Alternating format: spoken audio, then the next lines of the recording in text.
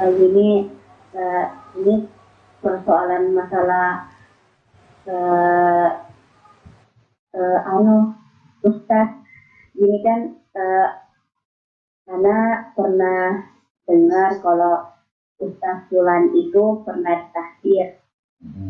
Pertanyaan Ana, apa hukumnya kalau kita mengambil ilmu dari Ustaz yang pernah ditahdir? Kemudian sebenarnya anak ini penuntut ilmu yang baru awal-awalnya juga ya hijrah. Kemudian anak memulai hijrah itu ketika mendengar ceramah dari Ustaz Fulan yang sekarang anak dengar kabarnya kalau dia sedang ditafsir. Jadi gimana ya Ustaz?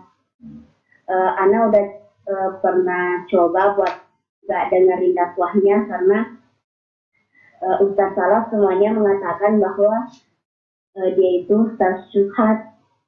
Tapi hati Ana itu seakan menolak saat mengingat bahwa dari awal kalimatnya lah, awal nasihatnya lah, Ana memulai hijrah Ana. Itu saja Ustaz. Baik. Jazakallah khairan. Wa iyaki. Sesuai dengan pertanyaan dari saudari kita di Makassar, barakallahu fiik, bahwa tadi Ukti mengatakan baru awal hijrah. Ya, baru memulai hijrah. Bahasan yang anti tanyakan, yang Ukti tanyakan tak sesuai dengan kondisi anti sekarang. Kalau baru berhijrah, hendaknya jangan berbicara masalah tahdir-tahdiran gitu. Kalau yang baru berhijrah, hendaknya kita mulai menata agama kita lebih baik, mulai mendalami sholat, bagaimana sholat yang benar, mulai mendalami puasa, bagaimana puasa yang benar, seorang wanita bagaimana menata haid yang benar seperti apa, kaedah-kaedah tentang haid, tentang hukum-hukum haid, istihadah dan yang lainnya. Ini yang harusnya dilakukan.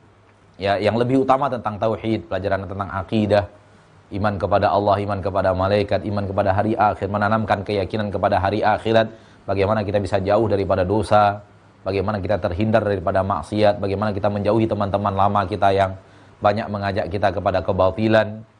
Ana rasa ini bahasan-bahasan penting untuk dibahas dibanding dari bahasan-bahasan yang sekarang ditanyakan. Bukan tidak boleh bertanya, bukan tidak boleh ditanyakan, boleh ditanyakan. Namun kadang-kadang ketika kita belum saatnya untuk mendapatkan keterangan tentang itu, maka ana berharap jangan dulu masuk ke kancah yang seperti ini. Cukup Ukti melihat mana di antara ustadz yang ada di daerah Ukti yang Ukti yakini, anti yakini paling komitmen dengan sunnah Nabi.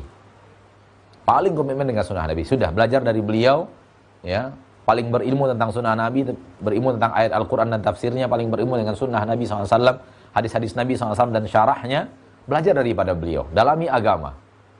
Adapun perasaan tadi, perasaan pertama kali saya hijrah dari Ustadz Fulan, saya tidak bisa meninggalkannya, itu nggak boleh.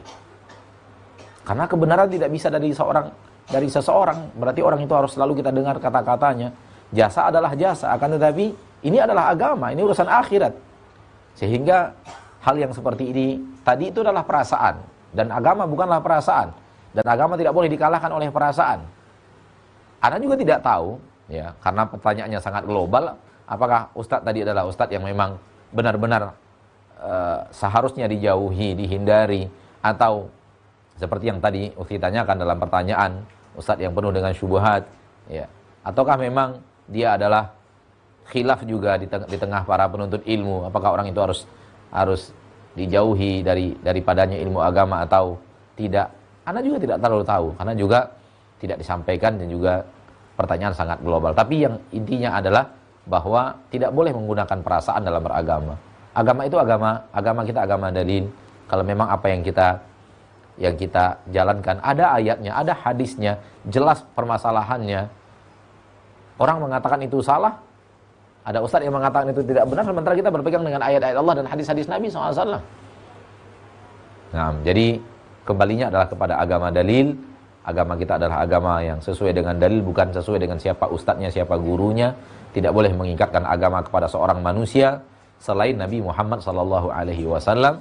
Dan kembali anak nasihati, kalau memang awal baru berhijrah, maka jangan dulu masuk kepada konsep yang seperti ini, pada pembicaraan yang seperti ini. Dalami dulu ilmu akidah sekuat-kuatnya, ilmu tauhid sekuat-kuatnya. Dalami dulu ilmu-ilmu yang berhubungan dengan kewajiban kita kepada Allah tabaraka wa taala. Apakah sudah wudu kita sudah benar-benar sesuai dengan apa yang diajarkan Nabi, sudah kita amalkan sesuai benar dengan apa yang diajarkan Nabi. Apakah sholat kita, bacaannya, gerakannya, waktunya sudah benar-benar sesuai dengan apa yang diajarkan Nabi SAW. Ini yang paling utama.